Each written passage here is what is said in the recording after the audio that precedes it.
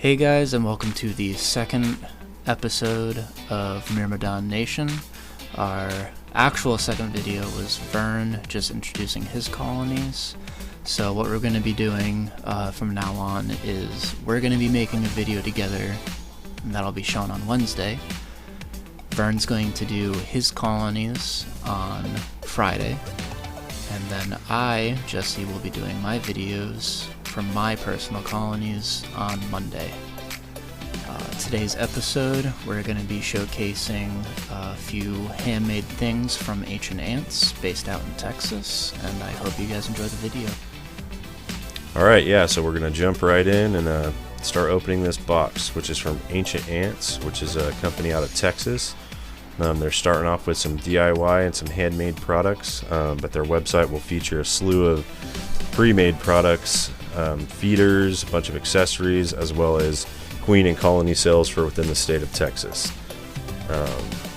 We're going to start out with this pyramid-shaped nest, which kind of goes with their theme of ancient ants. It is made with, it's a walnut nest with all natural walnut oil as a preserve. It's handcrafted, obviously, as you can see. It's very clean. The craftsmanship is super good in my opinion. And we are going to be putting one of my Camponotus hyati colonies inside of it, and we're going to keep you guys updated on how they do inside the nest. So during my colony updates, we'll be showing some reviews of the nest in a little more detail, and our likes and dislikes, and how the colony has adapted to living inside this nest. But I would have to say, I really like how this thing looks. Really clean design, pretty simple. This wood is supposed to be super hard, so ants are not supposed to be able to chew through it. We'll see. I don't believe that's necessarily a problem with hyati, but maybe some other species, so we'll keep an eye out for that, and we'll keep you guys posted. So next we have a really simple DIY type of design, meant for being a founding chamber for just a founding queen or a very small colony. This product is called the King's Chamber. You can see there it's bifurcated. There's a top level and a bottom level. Doesn't have a whole lot of room on top, but it looks like it would work good for smaller species. Here on the bottom it has some substrate. You're supposed to be able to add hydration kind of in the top of the nest and it seeped down. Ours was really tight fitting, so we poked a hole with a hot needle on the very bottom of it, so we were able to add some hydration to it. And then this setup, we put a Camponotus quericola with 2 workers, and we'll be showing some updates of them, but they're going into diapause right now, so might not be till after the spring, but we might check in on them from time to time. But this looks like a good adaptation to the test tube idea, and I know a lot of people like to shy away from that because they think the eggs on the glass can kind of slow development. So we're going to give these a try, probably get a few more of them for the season next year, and we'll keep you guys updated on how they work. Excited to see. Up next we have another variation of the walnut wood nest. This one is a square, and like the pyramid nest, the hydration is through a test tube port that's covered in fine mesh. It uses a water tower. That's why for mine I'm deciding to put in some Camponotus semicetaceous and see how they do. This one has 4 ports for the hydration, and I'm pretty excited to use it, so let's see how they do. And up next we just have Vern moving in his colony to his new nest. Alright, so here we are removing my Camponotus hyati from their old nest. This is a really old Tar Heel mini hearth from God knows how long ago. The tool I'm using is called an Aspirator. It has an inline filter in it as well, so you don't suck up dirt particles on the inlet hose. This is, I think, an essential tool to every ant keeper. I wouldn't recommend moving a newer colony like this, but a pretty well established colony should be fine going through and move this way, as long as you're as gentle as you can be and you're not too rough on them. So I've never had any problems, but yeah, if you guys don't have an Aspirator, definitely get out there and get one. It does wonders for your ant keeping supplies. So here we're going to go ahead and move on to the dump portion of it. This could be a controversial little aspect of the video here, but I've done it plenty of times with well-founded colonies that are well established, and like I said, as long as you're not too rough and you kind of take your time doing it, I've never seen it raise an issue to me personally. So as you see there, this colony is probably 25 to 30 workers, good pile of brood. Caught this queen back in, I want to say February or March, probably March. So they've done pretty good for the year, faster than most of the other ones. But we're going to cut over now to Jesse moving some of his. Alright, and here's just the first look at my Camponotus colony. I caught them in late March of this year.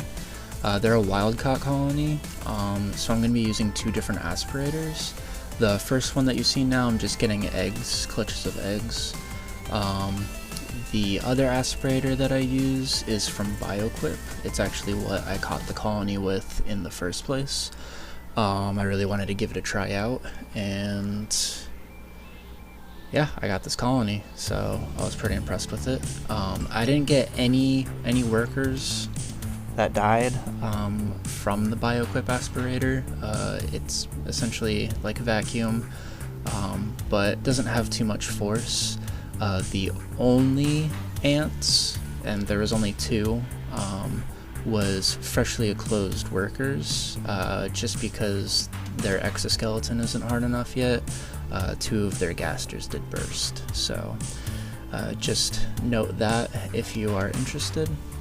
And yeah, this colony was pretty quickly sucked up and moved into their new home, which we'll be showing next. Alright, and here's the colony getting dumped into their new temporary outworld. I traded this outworld in for one that I made myself. I just wanted them to move in pretty quickly. So I dumped the eggs first, and then I dumped in the workers along with the queen, and they moved in really quickly. And here's the final shot from my colony, the queen getting moved in.